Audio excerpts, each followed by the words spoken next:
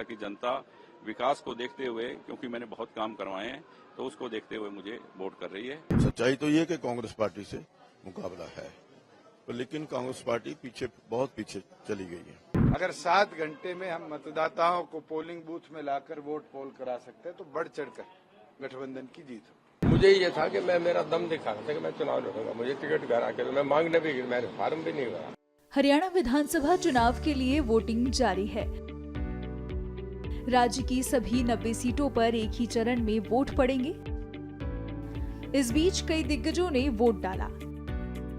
सिरसा विधानसभा seat से Haryana Lokhit party प्रत्याशी गोपाल गोयल कांडा, पंचकुला विधानसभा seat से बीजेपी प्रत्याशी ज्ञानचंद गुप्ता, जेजेपी नेता दुष्यंत चौटाला, रानिया विधानसभा सीट से स्वतंत्र उम्मीदवार रणजीत सिंह चौटाला ने वोट डालकर मीडिया से बात भी की। सुनिए उन्होंने क्या कहा। लोगों का एक तरफा माहौल है, धर्म नगरी है सिरसा, और सेवादार को हम सेवा करने वाले लोग हैं। तो भाई साहब, ये जो आप कह रहे हैं कि धर्म नगरी है, यहाँ पर डेरे का भी एक रोल रहता है, राम रहीम जी का रोल। यहाँ बहुत से डेरे हैं, संत महात्माओं के डेरे हैं, गुरुद्वारों की भूमि है सिरसा। गुरु नानक जी ने यहाँ 40 दिन का चलिया काटा। बहुत यहाँ संत महात्माओं गुरुओं की कृपा है। हर व्यक्ति धार्मिक किसी संस्था से जुड़ा हुआ है, तो वो धार्मिक व्यक्ति को ही वोट देना पसंद करते हैं। हर डेरे से ये वोट तो लोगों ने डालने हैं, तो उनकी ये इच्छा होती है कि ऐसे व्यक्ति को डाल दें जो सेवा कर रहा है। पिछले कुछ समय से जो मैं हरियाणा में चुनाव के दौरान घूम रहा हूँ, एक बात जो बार बार कही जा रही है कांग्रेस पार्टी की तरफ से कि इस बार पहलवानी का मुद्दा, किसानों का मुद्दा, ये सब कुछ भारतीय जनता पार्टी को पटकनी देने वाला है। गलत है, बिल्कुल गलत। ना तो किसानों का कोई मुद्दा है। किसानों का मुद्दा, कांग्रेस पार्टी ने किसानों का बहुत अपमान किया है। 2-2 रुपए के खाली चेक दिए हुए, मुझे तो मालूम है, मैंने सब देखा है बड़ा नजदीक से। किसानों का जितना मान सम्मान मोदी जी ने किया है, मेरे ख्याल किसी ने नहीं किया होगा इस देश में। तो ना किसानी का मुद्दा है। और पहलवानों की बात रही तो उसका आदर सम्मान हर सरकार करती है। ये नहीं मैं कहता कि कोई सब सरकारें करती हैं, पर वो जब पहलवान है, जब तक वो देश के लिए लड़ रहा है, जब वो इलेक्शन लड़ रहा है, तो फिर वो एक पॉलिटिशियन है।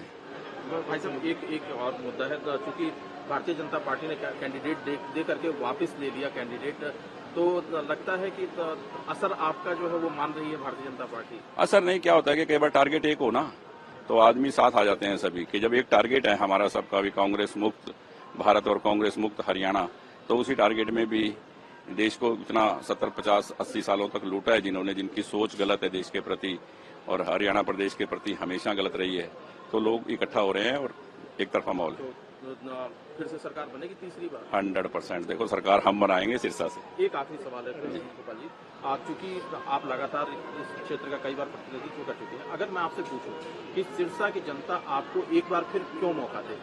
सिरसा की जनता को धार्मिक व्यक्ति चाहिए, यहाँ भाईचारे की राजनीति करने वाला व्यक्ति चाहिए, गुंडागर्दी ना हो, आपसी भाईचारा प्रेम प्यार हो, और जो धर्म के काम करे, सेवादार हो। सिरसा की जनता विकास को देखते हुए, क्योंकि मैंने बहुत काम करवाए हैं, तो उसको देखते हुए मुझे वोट कर रही है। मैं हरियाणा के मतदाताओं से अपील करूंगा कि लोकतंत्र के इस पर्व पर ज्यादा से ज्यादा मतदान करें और लोकतंत्र को मजबूत करें। आज हरियाणा प्रदेश के अंदर चुनाव है और नवरात्रों का पवित्र पर्व है। नवरात्रों की भी मैं सभी हरियाणा वासियों को, देशवासियों को शुभकामनाएं देता हूं और महामाई से प्रार्थना करता हूं कि हमारा हरियाणा प्रदेश, भारत देश आगे बढ़ता रहे, आगे तरक्की करे। आज मैंने यहां सेक्टर 17 के विजय पब्लिक स्कूल के अंदर मेरी धर्मपत्नी और मेरे ग्रैंडसन, हमारे पार्टी के जिला अध्यक्ष, इनके साथ मतदान किया है और मुझे पूरी उम्मीद है कि पंचकुला की जनता फिर से मुझे अपनी सेवा का मौका देगी और हम हैट्रिक लगाएंगे। कितने आश्वस्त हैं जीत को लेकर? 110%। किस पार्टी से मान लेगी मुकाबला? देखिए, आज सच्चाई तो ये कि कांग्रेस पार्टी से मुकाबला है, लेकिन कांग्रेस पार्टी बहुत पीछे चली गई है। अशोक तंवर भी पार्टी छोड़कर चले गए, तो क्या कुछ नुकसान होगा? देखिए, ये कांग्रेस की इंटरनल पॉलिटिक्स है। चौधरी भूपेंद्र सिंह हुड्डा ने एक बड़ा कार्ड कुमारी शैलजा को अपमान करने के लिए, उसको पीछे धकेलने के लिए खेला है। और मुझे लगता है कि पहले भी भूपेंद्र हुड्डा ने शैलजा जी को अपमानित किया था और अब भी ये अशोक तंवर को जो पार्टी में ज्वाइन कराया है, ये एक उनकी इंटरनल पॉलिटिक्स है, लेकिन कहीं ना कहीं कुमारी शैलजा को अपमानित करने में कोई कसर कांग्रेस पार्टी ने और भूपेंद्र सिंह हुड्डा ने छोड़ी नहीं। आपका मत अगले 5 साल के लिए हरियाणा का भविष्य तय करेगा। आप सारे घर से निकलिए, बढ़ चढ़कर शाम को 6 बजे से पहले अपने मत का अधिकार का इस्तेमाल कीजिए।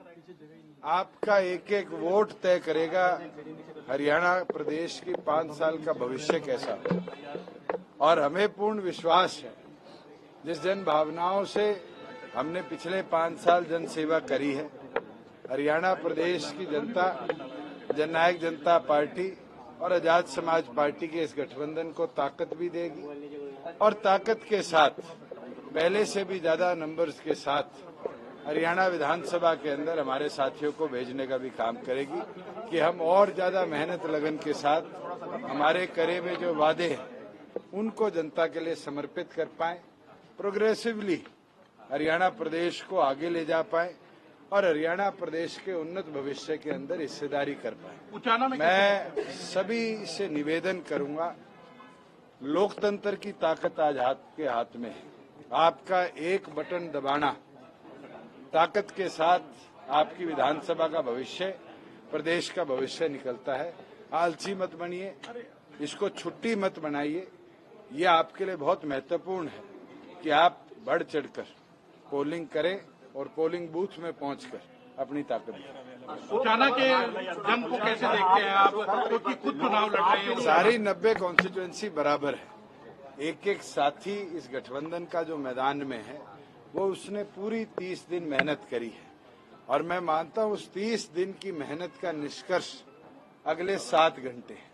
अगर 7 घंटे में हम मतदाताओं को पोलिंग बूथ में लाकर वोट पोल करा सकते हैं तो बढ़ चढ़कर गठबंधन की जीत हो। लोगों का एक तो 10 साल हो गए सरकार को, एंटी इनकम्बेंसी बैठी हुई है। बाकी लोकसभा में मोदी जी का चमत्कार चलता है, लोकल इश्यूज पे अलग इश्यू। बीजेपी ने आपको टिकट नहीं दिया, इस बात का आपको दुख है और निर्दलीय नहीं, चुनाव मुझे कोई दुख नहीं। मुझे 3 महीने पहले उन्होंने बुलाया। मुझे तो ये है कि उन्होंने डिस्क्वालिफिकेशन क्या निकाली। 3 महीने पहले तो सर्वे में मुझे 8 सर्वे में 1 नंबर कैंडिडेट था, सबसे मजबूत कैंडिडेट था। ये मेरे ख्याल में इनेलो की और बीजेपी की अलायंस है। बीजेपी इनेलो को 3 सीटें दी गई है, डबवाली, इलाहाबाद और रानिया। इन तीनों पे समझौता हुआ कि हम यहाँ रणजीत सिंह को टिकट नहीं देंगे, आपके कहने से वीक कैंडिडेट दे देंगे ताकि उनका रास्ता पर। उन्हें क्या पता था मुझे। आपने पहले ही साफ कर दिया था कि मैं चुनाव लड़ूंगा चाहे बीजेपी टिकट दे या ना दे। मैंने पहले ही नाराजगी थी क्या पहले आपको? नहीं, मुझे ये था कि मैं मेरा दम दिखा था कि मैं चुनाव लड़ूंगा। मुझे टिकट घर आके मैं मांगने भी, मैंने फार्म भी नहीं भरा। ठीक है, आपने कहा चेहरा बढ़ा है तो ऐसे में तो कांग्रेस सरकार बनाती है तो मंत्री बनेंगे। मेरा मार्जिन 20,000 से ऊपर है। ठीक है, सरकार अगर बनती है तो मंत्री बनेंगे आप? कांग्रेस की सरकार ये कुछ भी नहीं कह सकते। अभी लोग तय करेंगे किसकी बनेगी। आपको पता है किसकी सरकार बनेगी, आपको भी नहीं पता।